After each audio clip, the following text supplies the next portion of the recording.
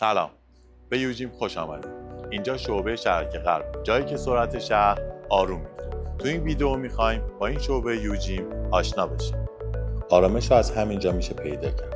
پارکینگ اختصاصی یوجیم برای اینکه دغدغه جای پارک و شلوغی شهر رو نداشته باشید. خدمات این مجموعه در 3 سطح اسنشیال، VIP و یوآل تعریف شده تا انتخاب شما برای فضای شخصی و امکانات دقیقاً متناسب با نیازتون باشه.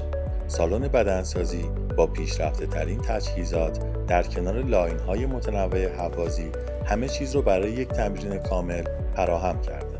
اینجا هیجان واقعی تمرین رو میتونید در فضای کراسفیت تجربه کنید و خودتون رو به چالش بکشید. اما یکی از قسمت‌های منحصر به فرد این شعبه ریکاوری در جکوزی روباز در کنار فضایی برای حمام آفتاب. مسیر بازسازی بدن در مجموعه ادامه دارد. سونای خشک، سونای بخار و کریستال‌های اتاق نمک خستگی رو از تک تک سلولای شما بیرون می‌کشه و در اتاق ماساژ گرفتگی‌های عمیق عضلات و در حمام ترکی تنش‌های یک روز شلوغ کاملاً از بین میره.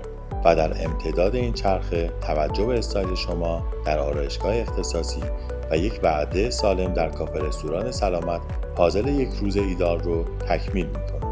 شعبه شرق غرب یوجیم تنها یک باشگاه نیست، یک مکث هوشمندانه است در زندگی شهر.